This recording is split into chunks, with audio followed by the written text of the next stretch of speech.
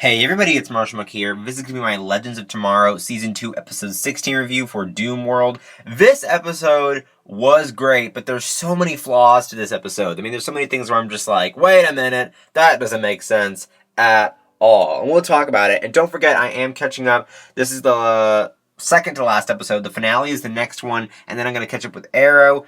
I will eventually get back to Riverdale, and Gotham starts up again tomorrow, so I'll get to Gotham reviews again as well. But anyway, let's get to this Legends review. So, in the last episode, you saw Mick betray the Legends, and in this episode, you see Doomworld, because in the last one, Reverse Flash and the rest of them had the spear, they created Doomworld, blah, blah, blah.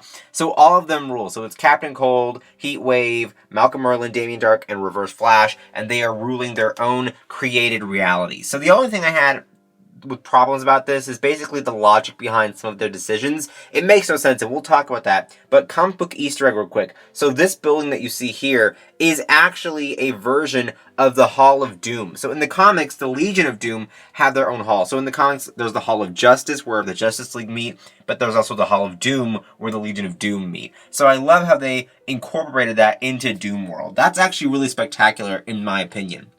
You even see them off in their own lives. Reverse Flash is super famous and he's popular. He's a scientist again. He has the Cortex from Star Labs as his office. And then you see Malcolm Merlyn. They mentioned that Tommy's back, so Tommy is alive. And then I think he's also with Thea. I think they mentioned something about Thea being his child as well. And then Damian Dark is up in the mayor's office, and he's basically ruling Star City, and he has his magic back. So there's so many great things about them going on. It's like really cool seeing the villains rule for a while. You know what I mean? Like, the villains have won, basically. And it's really great to see what they do with their lives once they have won. The only problem, now here's the issues I have, is that they basically kill everyone. They kill all of the superheroes. I loved that. That was like menacing.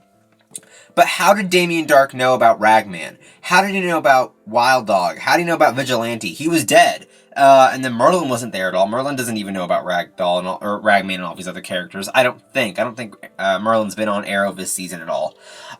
So Reverse Flash would be the only one that would actually know about these characters, but he also doesn't know about them because they haven't met before. I don't know, it just seems weird to me. Another thing that I think is weird is that if they bent reality to make it to where they chose what happens, why would they make Felicity a vigilante? That makes no sense. Why would they add another person for them to fight? Like, they have all these vigilantes that keep ruining their plans, keep throwing them in jail, keep stopping them, keep killing them. Why would they have another one? Why would they create another vigilante? I guess maybe they're bored because they killed all the other ones, so they decided to make Felicity a vigilante to take her down and kill her. But that's so much work. It makes no sense. It honestly makes no sense at all. And then honestly, I know that the Legends have to be alive for them to win at the end, but it's true. It makes no sense why you would keep them alive. I don't see why Reverse Flash was like, hey, let's play around with the Legends. That makes no sense. I think you have issues. From all the times that Flash has stopped you in the past, like the first time in Season 1 and then the second time in Season 2, and then you were captured by him in Season 3 in Flashpoint, why the heck would you think that you had to keep the Legends around so that you could play with them? That makes no sense. I think Reverse Flash, that was a huge flaw. I think they should have, like, maybe found a way to where they could keep the Legends, but at the same time, Reverse Flash didn't want them there. I don't know, it just seems weird to me. And then they kept them around as, like, slaves. They bent their lives so that Damian Dark had slaves, and both of them were Sarah and Amaya. That makes no sense. I think that's really weird. Because wouldn't you want to, like, torture them? Or, like, I don't know. Like, having them work for you? I just think that's weird. It just doesn't make sense to me. I'd make them slaves. Like, look at what happened to Ray. He's, like, a janitor and he has a horrible life.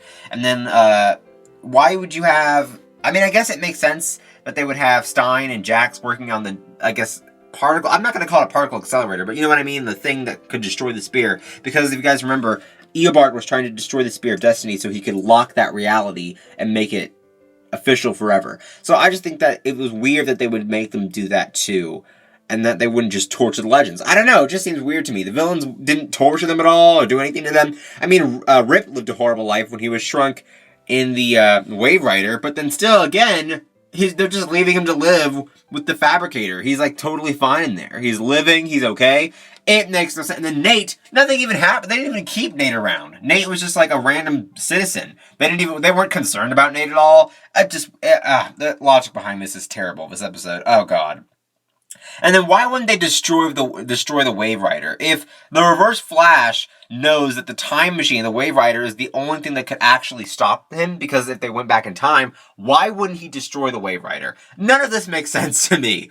Eventually, though, Rip does get to the team in time, and they have to go back in time to where they saw themselves getting Christ's blood on the battlefield so that they can stop the Reverse Flash from getting the Spear of Destiny. So eventually, they will see themselves in time, and we'll talk about that in the finale review because of the cliffhanger that they left off on.